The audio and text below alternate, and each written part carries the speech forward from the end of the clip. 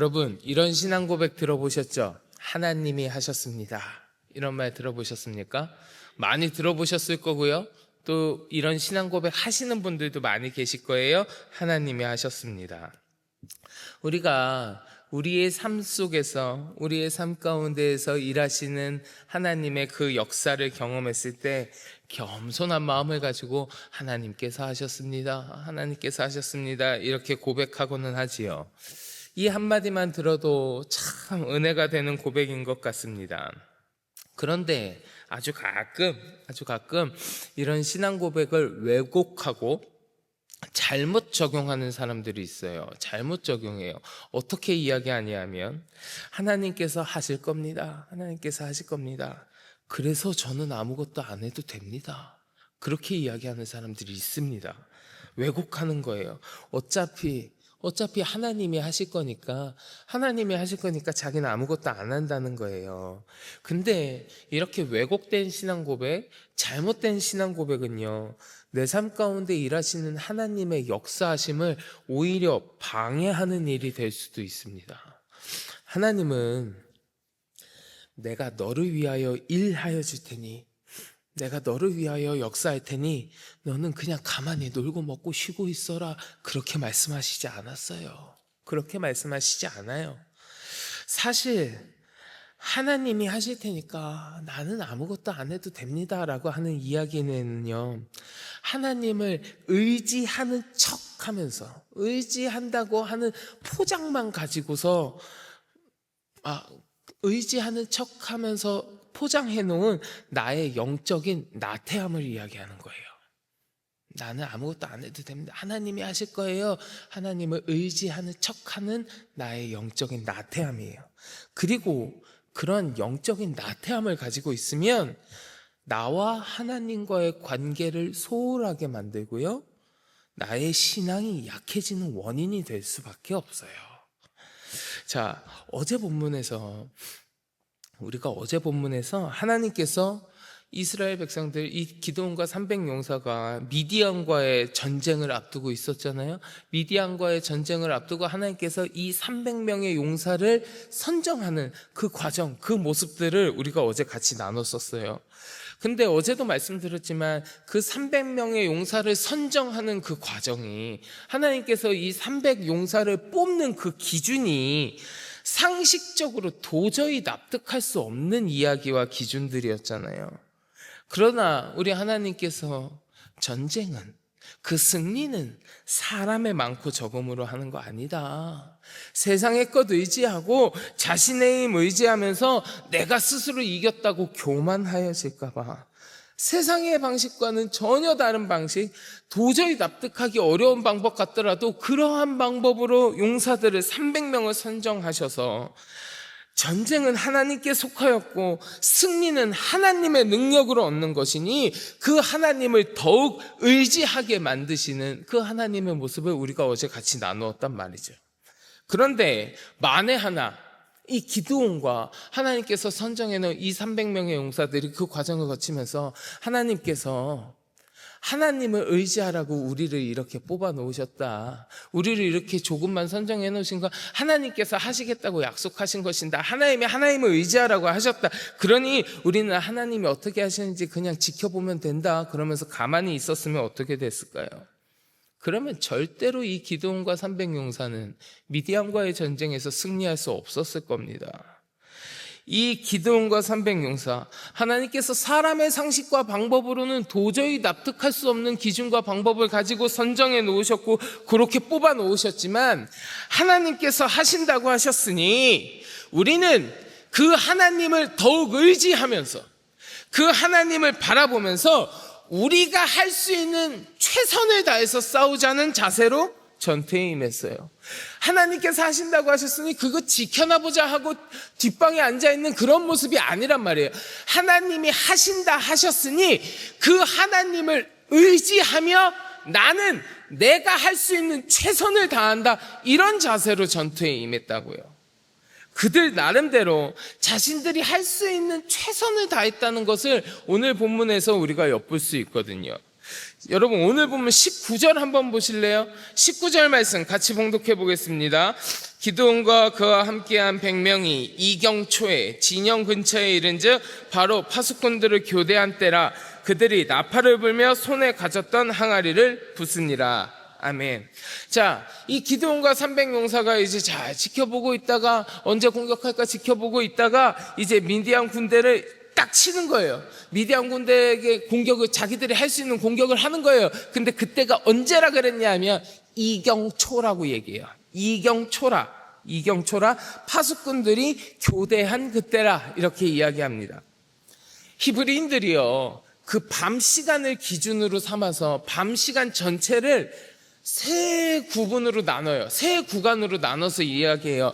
첫째가 언제냐면 초저녁입니다. 초저녁. 이거는 해가 졌을 때부터 밤 10시까지를 초저녁. 이때 첫 번째 구간이에요. 두 번째 구간은 언제냐면 밤 10시부터 한 새벽 2시까지예요. 그 시간을 이경이라고 이야기해요. 이경이라고.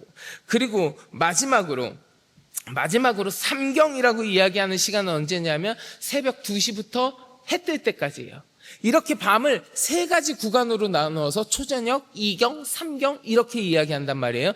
그런데 지금 이 미디안 군대를 공격하는 그 시간이 언제라 그랬습니까? 이경초요. 이경초. 이경은 초저녁, 이경, 삼경 이렇게 나눴을 때 사람이 가장 취약한 시간이 언제냐면 그 이경이라는 시간이에요. 그리고 그 파수꾼이 교대한 그때가 이 미디안 사람들의 그 경계가 가장 취약한 시간이에요. 왜냐하면 초저녁은 이제 막 해가 졌을 때란 말이에요. 해가 졌을 때라서 아직은 사람들이 그렇게 피곤에 쩔어 있지 않아요.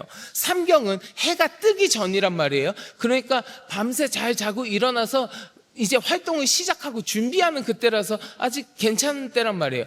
이경, 그 밤 구간 중에서는 이 이경이라는 시간이 가장 취약한 때예요. 그리고 파수꾼이 계속해서 지켜보고 바라보고 있으면 그 시간의 경계가 상당하겠죠. 근데 그 중에서도 취약한 시간이 언제냐? 파수꾼이 교대하는 그 타이밍, 사람들이 막 움직이고 교대하는 그때의 경계가 가장 취약한 시간이란 말이에요.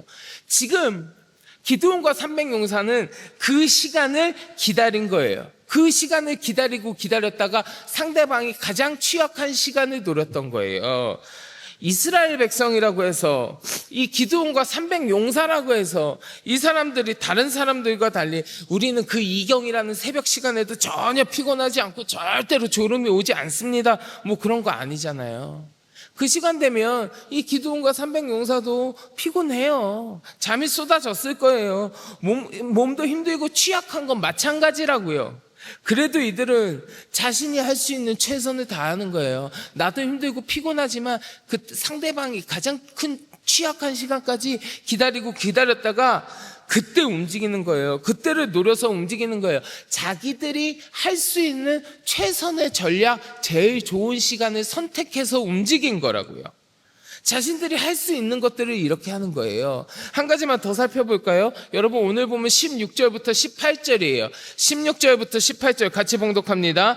300명을 세대로 나누어 각 손에 나팔과 빈 항아리를 들리고 항아리 안에는 횃불을 감추게 하고 그들에게 이르되 너희는 나만 보고 내가 하는 대로 하되 내가 그 진영 근처에 이르러서 내가 하는 대로 너희도 그리하여 나와 나를 따르는 자가 다 나팔을 불거든 너희도 모든 진영 주위에서 나팔을 불며 이르기를 여호와를 위하라 기드온을 위하라 하라 하니라. 아멘. 아멘. 자, 지금 이스라엘 백성이 이 기드온과 300용사가 전쟁을 하는 이 미디안 군사들이 몇 명이라고 어제 말씀드렸는지 기억하십니까? 이 미디안 군사들 13만 5천 명이요. 13만 5천 명. 기드온과 300용사 300명이에요. 300명. 13만 5천 명 대 300명이란 숫자 얼마나 적습니까? 이 300명이라는 숫자는 13만 5천 명 앞에서 자기들이 똘똘 뭉쳐 있어도 요만큼밖에 안 되는 숫자라고요. 그럼에도 불구하고 오늘 말씀해 보니까 그 300명이 어떻게 했어요? 이 300명이 세대로 나누었다고요. 똘똘 뭉쳐도 조금밖에 안 되는 숫자인데 그마저도 100명씩 세대로 나누었다고요. 비록 숫자는 적지만 그 적은 숫자 안에서도 가장 큰 효과를 낼 수 있도록 우리 안에서도 또 나눠서 적재적소에 배치했다라는 거예요. 우리가 적으니까 더 똘똘 뭉쳐서 그냥 왁 가보자가 아니라 적지만 최선을 다해서 적재적소에 나눠서 배치해갖고 저 사람들을 공격하자, 자신들이 할 수 있는 최대한의 전략을 발휘한 거라고요. 그리고 마지막으로요, 이 사람들이요, 자신들이 사용할 수 있는 최대한 합당한 무기들을 사용했습니다. 여러분 16절 다시 한번 보실래요? 16절 다시 한번 목독합니다. 300명을 세대로 나눠 각 손에 나팔과 빈 항아리를 들리고 항아리 안에는 횃불을 감추게 하고. 아멘. 자, 기드온과 300용사가 만약에 이 사람들이 보통 전쟁하는 군사들처럼 칼과 창과 방패를 들고 있었으면 그들은 아마도 이 싸움에서 졌을 겁니다. 왜냐하면 그들과 똑같이 칼과 창과 방패를 들고 있는 상대방은 13만 5천 명이니까요. 여러분 13만 5천 명 대 300명이면 단순히 계산해도 한 사람이요 450명씩 상대해야 돼요. 한 사람이 450명씩. 450대 1의 싸움이라고 치잖아요. 내가 칼을 들고 있고 상대방은 전부 다 맨손이라 그래도 내가 져요. 450대 1이면 상대방은 갑옷도 안 입고 맨몸으로 나한테 달겨들고 나는 무장하고 칼 들고 있어도 내가 진다고요. 말이 안 되는 숫자라고요. 말이 안 되는 숫자. 그러니까 이들은, 이 기드온과 300용사는 하나님을 의지하면서 자신들에게 가장 맞는 작전을 수행하는 거예요. 자신들에게 가장 합당한 것, 가장 좋은 것, 그것을 취해서 그것 최선을 다해서 그 일을 행하는 거예요. 근데 그게 뭐냐? 횃불을 들고 항아리를 부수고 나팔을 불면서 구호를 외치고 소리를 질러서 미디안 군사들을 당황하게 만드는 거였다고요. 근데 여러분, 이게 말이 작전이지, 말이 전략이지, 실제로 그렇게 하라고 하면 엄청 망설여질 겁니다. 굉장히 망설여질 거예요. 생각해 보세요. 칼 든 사람 앞에서 항아리 깨부수면서 나팔을 불고 소리 지르면 그 사람이 아이고 무서워라 그러면서 도망가겠어요? 아니면 너 뭐 하는 거냐 하면서 칼로 푹 찌르겠어요? 당연히 후자죠. 당연히 후자죠. 나팔 소리에 잠깐 놀랄 수 있는데 너 지금 뭐 하냐 하면서 푹 찌르는 게 정상이에요. 그러니까 그렇게 하라고 하는 거, 네 알겠습니다 하고 막 나팔 불면서 나간다고요? 되게 어려운 일이에요. 엄청 겁나는 일이라고요. 목숨 걸고 하는 거예요. 보통 용기로 할 수 있는 일이 아니에요. 그런데 이 기드온과 300용사는 그렇게 했다고요. 왜요? 그것이 자신들이 할 수 있는 최선이니까요. 자기들이 할 수 있는 일이 그거니까요. 그러니까 최선을 다해서 전략을 짜고 실행했다는 거예요. 상식적으로 말도 안 되고 당장 죽을 것 같은 위험이 눈앞에 뻔히 보이는데도 그래도 내가 할 수 있는 최선을 다하는 거예요. 하나님을 의지하면서.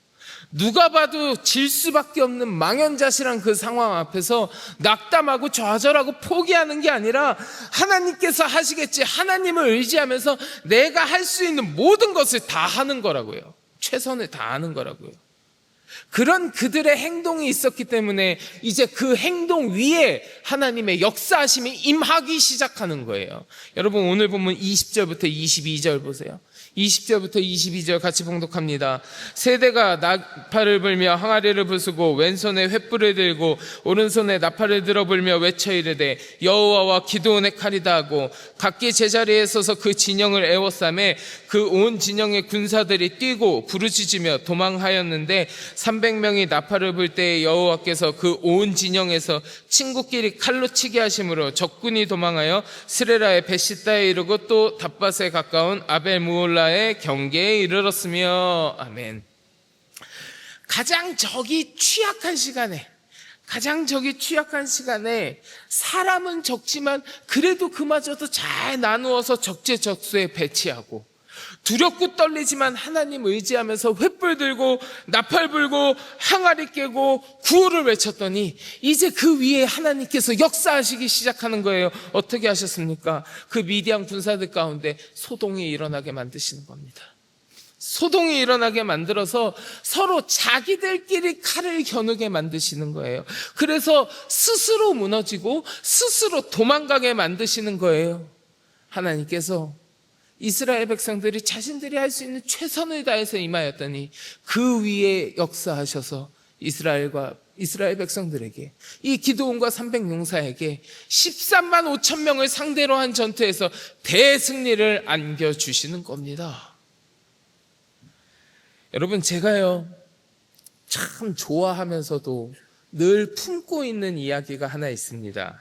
그게 뭐냐면 나의 노력의 끝에서부터 하나님의 역사는 시작된다예요. 제가 참 좋아하고 품고 있는 이야기예요. 나의 노력의 끝에서 하나님의 역사는 시작된다. 사랑하는 성도 여러분, 우리가 이 땅 가운데 살아가면서 영적인 전쟁에서 수많은 싸움에서 우리가 이기고 승리하기 위해서는 반드시 하나님의 역사하심이 있어야 합니다. 내 힘으로 하는 거 아니에요. 사단 마귀와 영적인 전쟁, 내 힘으로는 절대로 이길 수 없습니다. 사단이 얼마나 강력한 영적인 존재인데요. 내가 내 힘으로 상대한다고요? 아니요. 절대 못합니다. 절대로 못 이겨요. 하나님의 도우심, 하나님의 역사하심이 있어야만 우리가 이 땅 가운데에서 승리를 거두며 살아갈 수 있습니다. 그런데 그 하나님의 역사하심은요, 내가 할 수 있는 최선을 다할 때에 그 위에 임하시는 거예요. 내가 아무것도 안 하고 영적으로 나태해 있고 그냥 낙담하고 좌절하고 모든 것을 포기하고 있으면 하나님의 역사하심이, 하나님의 일하심이 거기에 임하지 않습니다. 하나님의 일하심은 내가 하나님을 의지하면서 최선을 다해 나아갔을 때 그 위에 하나님이 힘을 더하시고 하나님께서 승리를 안겨다 주시는 거예요. 내가 모든 것을 포기하고 나태해 있으면 그 하나님의 일하심, 그 하나님의 역사는 내 이야기가 아닐 수도 있습니다. 바라기는 이 시간 함께 하시는 우리 성도 여러분, 여러분들의 삶은요, 언제나 내가 할 수 있는 최선을 다하고 하나님을 의지하면서 나의 모든 것들을 다해서 내가 노력하며 앞으로 나아갈 때에 그 위에 역사하여 주시는 우리 하나님의 능력이 충만한 삶이 되시기를 간절히 축원합니다. 그리하여서 우리 하나님과 더불어 늘 승리의 개가를 부르는 여러분들의 삶이 되시기를 주님의 이름으로 간절히 축원합니다. 아멘. 우리 같이 기도하겠습니다.